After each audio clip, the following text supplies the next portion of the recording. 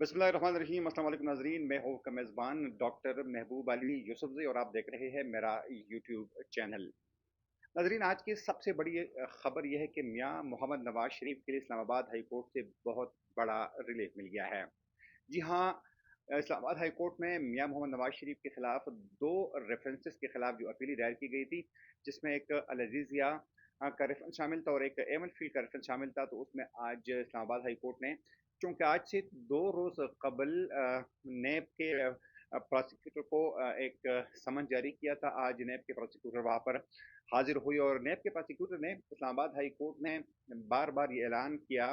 बार-बार ये स्टेटमेंट दिया कि अगर मियाँ मोहम्मद नवाज़ शरीफ के अपील जो है वो मंज़ूर हो जाती है, तो उस पर नैब को किसी किस्म का एतराज़ नहीं होगा। जिसके बाद काफ़ी तवील बहस हुई और 2 रुकनी बेंच जिसमें खुद chief justice Islamabad high court justice Aamir Farooq और जस्टिस मियागुल हसन औरंगज़ेब पर मुश्तमिल ये बेंच था। उन्होंने कई सवालात किए नए के प्रोसिक्यूटर से, यहाँ तक उनसे पूछा कि क्या आपको मुलज़िम की गिरफ़्तारी तो मतलूब नहीं है? जिस पर नेब के प्रोसिक्यूटर ने बड़े आराम से ये कहा कि उनको नवाज़ शरीफ की गिरफ़्तारी मतलूब नहीं है। बल्कि उनका तो यहाँ तक कहना था कि अगर मियाँ मोहम्मद नवाज शरीफ ने खुद को अदालत के सामने सरेंडर किया है, वो अदालत में हाजिर हुए हैं, तो उसके बाद होना ये चाहिए कि उनके जो अपील है ये मंजूर की जाए। जब अदालत अदालत ने उनसे ये पूछा कि अगर नवाज शरीफ की अपील मंजूर की जाती है तो उसके बाद क्या होगा, क्या आपका मौकफ ये होगा कि नवाज शरीफ के खिलाफ ये रेफरेंसेस खारिज की जाए? तो नाब के प्रोसिक्यूटर का ये कहना था कि उसके बाद वो ये केस जो है वो मेरिट पर रिव्यू करेंगे, लेकिन फिलहाल मियाँ मोहम्मद नवाज शरीफ को रिलीफ दिया जाए। नवाज शरीफ के आने से पहले जब ये बातें की जा रही थी कि मियाँ मोहम्मद नवाज शरीफ अगर पाकिस्तान आ रहे हैं तो उनको यकीनन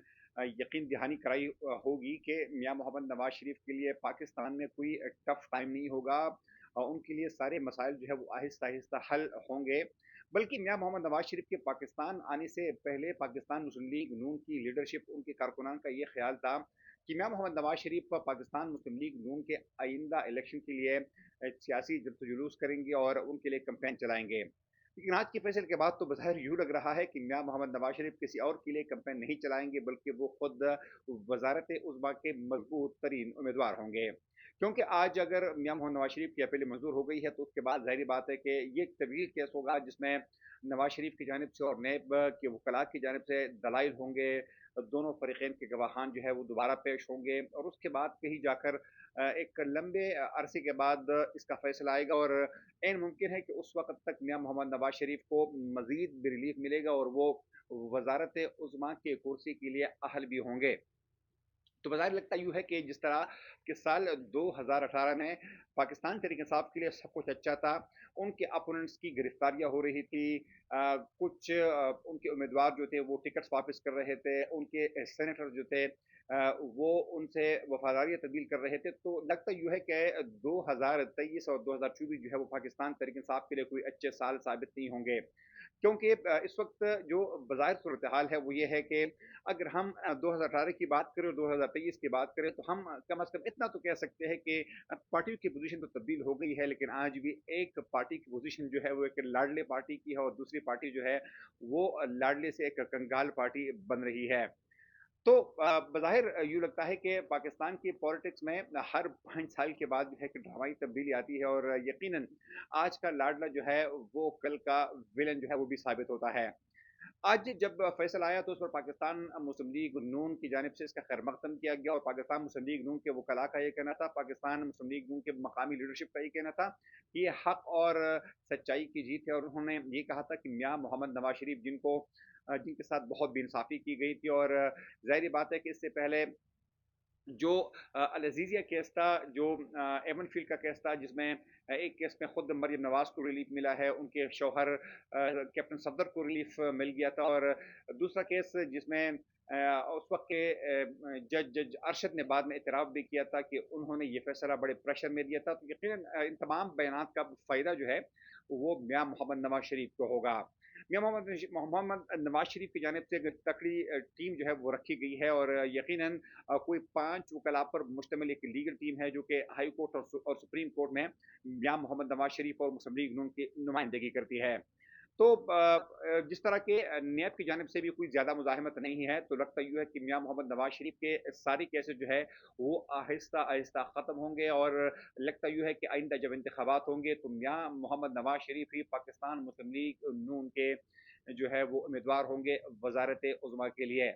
ناظرین، آپ کو یاد ہوگا کہ آج سے صرف چند روز قبل جب میاں محمد نواز شریف 21 اکتوبر کو پاکستان پہنچے اور اسی رات انہوں نے مینار پاکستان کے گراؤنڈ میں جب وہ خطاب کر رہے تھے ایک بڑے جلسے عام سے، تو اس میں میاں محمد نواز شریف کا جب یہ کہنا تھا کہ وہ کسی سے انتقام کا جذبہ نہیں رکھتے، کسی کے خلاف وہ انتقام کا جذبہ نہیں رکھتے اور نہ وہ انتقام لیں گے۔ انہوں نے یہ کہا تھا کہ جو ماضی میں ہوا ہے اس کو بھول جانا چاہیے ہے، اور اب آئندہ پاکستان کے مستقبل کے حوالے سے سوچنا چاہیے۔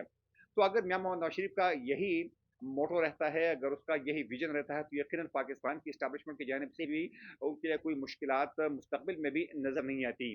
ساتھ میں میاں محمد نواز شریف کے کچھ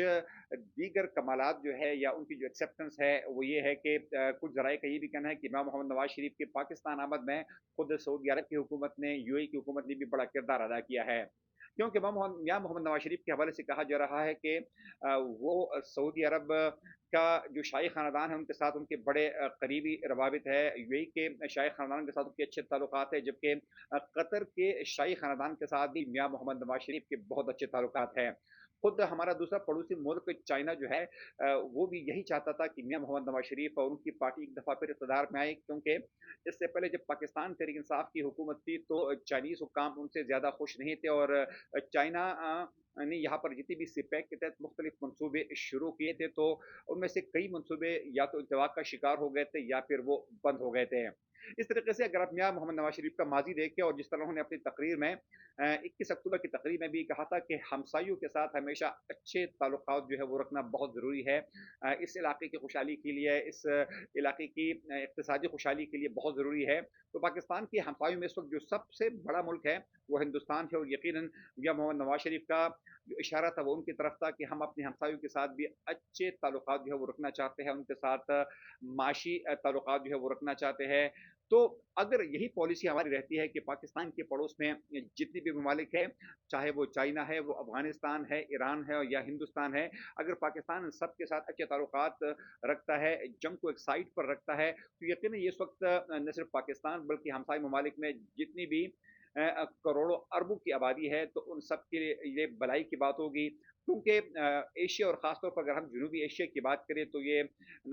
کمپیریٹیولی جو ہے یہ ایک غریب خطہ ہے، یہاں کی عوام جو ہے وہ کئی مشکلات کا شکار ہے، اور ان کا جو سب سے بڑا اس وقت مسئلہ ہے وہ روزگار اور معاشی مشکلات کا مسئلہ ہے۔ تو اگر یہاں کے حکمران جو ہے وہ ایک نئی پالیسی پر متفق ہوتے ہیں، سارے ممالک جو ہے وہ ایک دوسرے کے ساتھ تجارت شروع کرتے ہیں، تو جس طرح ہماری مثالیں ہمارے سامنے مثالیں موجود ہے، یورپ کی مثال ہمارے سامنے موجود ہے کہ وہاں کے ممالک نے یورپین یونین بن کر بہت زیادہ ترقی کی ہے، اور پوری دنیا ان کے ساتھ اب کاروبار کرنا چاہتی ہے، اور خود وہ ممالک جو ہے وہ ہر آنے والے دن کے ساتھ ان کی ترقی میں اضافہ ہو رہا ہے۔ تو وہ دن دور نہیں کہ یہ خطہ بھی اسی فریم ورک پر چل کے، اسی فارمولی پر چل کے یہ علاقہ بھی ترقی کر سکتا ہے۔ اگلے پروگرام تک کے میزبان ڈاکٹر محبوب علی صدیق کو اجازت دیجیے۔ اللہ حافظ۔